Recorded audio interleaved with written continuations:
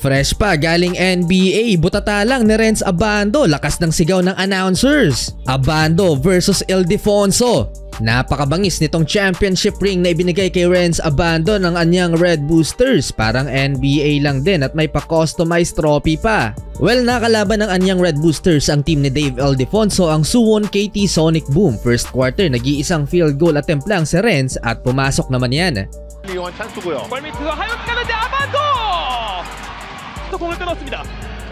바로 골밑으로 가요. 아반도 백보드 맞추면 득점!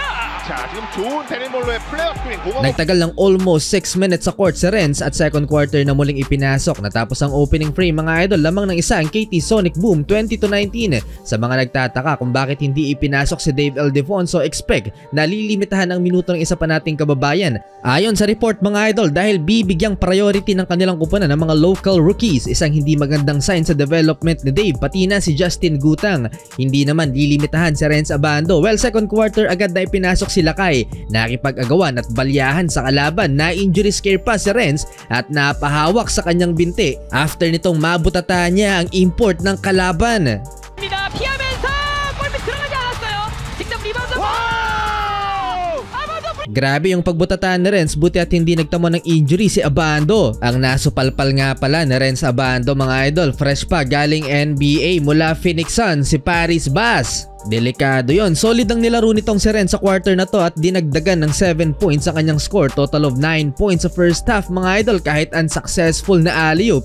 Grabe ang sigaw ng mga announcers. 와이드 핏다운을 받아서 나오는 아반도를 볼 수 있습니다. 스텝백 아반도! 스텝백 석점! 자, 한 번 세트네요. 오픈 기회 석점 안 들어갔어요. 자, 자, 이 쿼터 남은 시간 약 40초가량 골밑으로 아반도!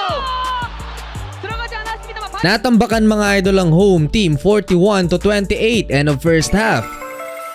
Third quarter, mapapaaway pa ata itong dalawang magkalabang import. 6-minute mark, inilabas si Renz Abando matapos mag-goaltending.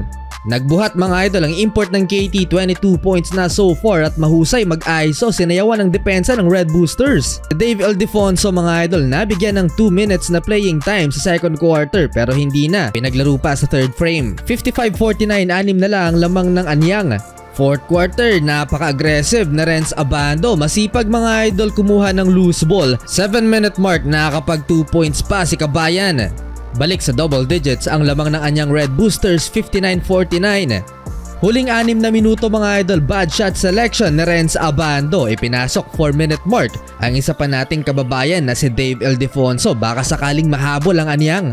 No easy basket ang Sonic Boom mga idol pag andyan sa ilalim si Renz Abando. Panghuli mga idol, panalo ang anyang Red Boosters at nagtala ng 11 points si Renz Abando with 9 rebounds.